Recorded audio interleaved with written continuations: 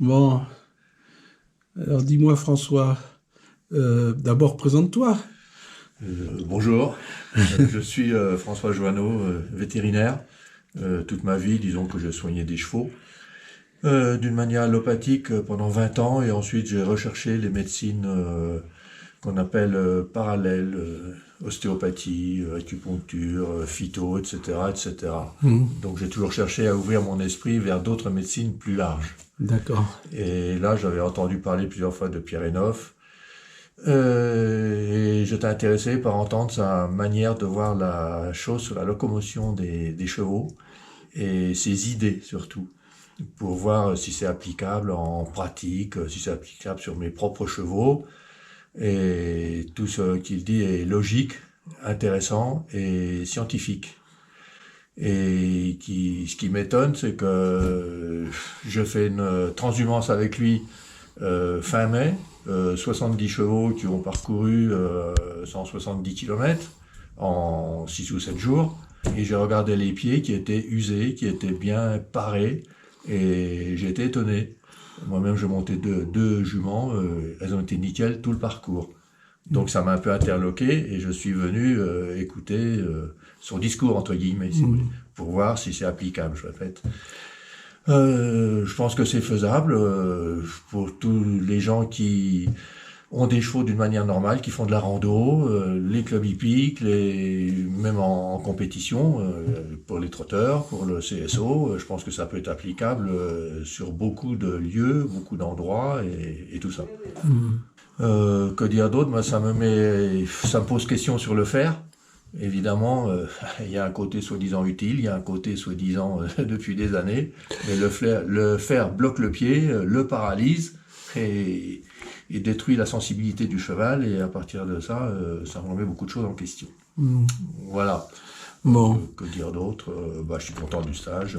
J'ai appris du bon sens que on nous a pas appris dans les écoles véto. Oui.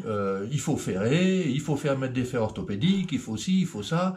Et là, il y a un autre discours avec l'approche du cheval, la sensibilité du cheval, de bien faire, qu'il ne souffre pas, etc., etc.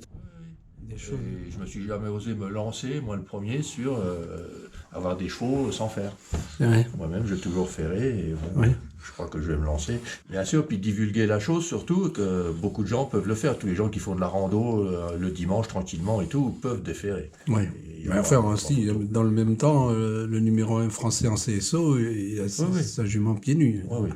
La compète de haut niveau, c'est un petit peu autre chose. Oui. Mais bon, tout ce qui est utilisation normale d'un cheval, ça peut se faire sans problème. Bon, déjà, c'est ça d'acquis pour moi, puisque moi, je suis convaincu que l'absence du fer peut être généralisée, mais c'est bien. D'abord, je te remercie parce qu'un vétérinaire vienne sur mes formations, c'est déjà un signe d'ouverture.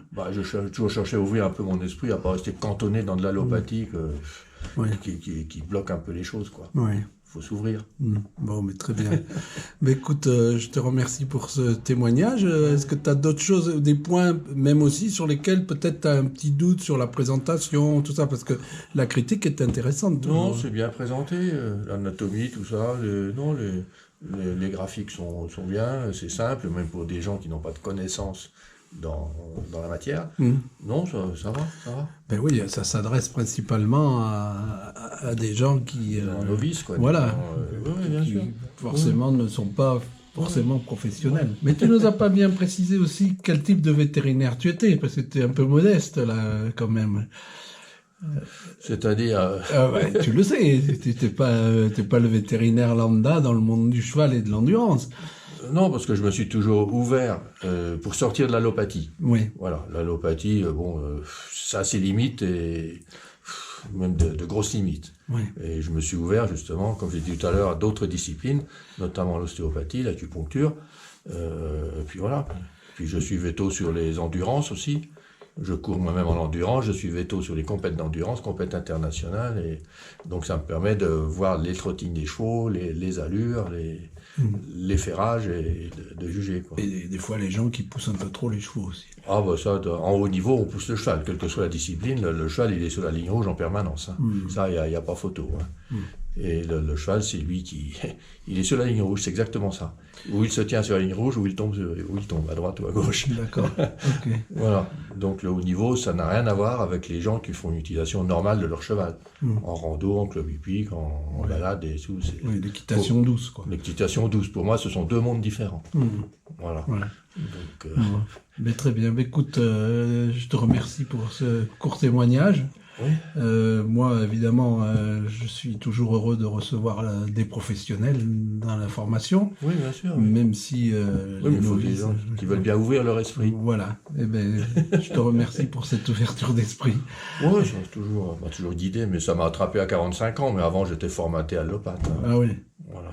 Et dis-moi cette histoire-là, parce que plusieurs vétérinaires me racontent que on leur enseigne d'abord toujours le ferrage. Oui. Oui. Même aujourd'hui encore, ah ben oui. Et que le cheval a mal au dos, que... Tout est lié. Oui, tout est lié. Tout individu, il faut le voir d'une manière holistique, c'est-à-dire globale. Bien sûr. Il y a un endroit qui est décalé, ça se répercute partout. Ouais, il n'y a pas photo. Ouais. Et problème de pied se répercute sur le dos, ça c'est certain, garanti. Donc il ne suffit pas de faire une manipulation ostéopathique, il faut voir l'ensemble. Oui, voir la cause, quoi. La cause. Ouais. Et le pied, c'est quelque chose de très important. Bien sûr. Bien, merci beaucoup, François.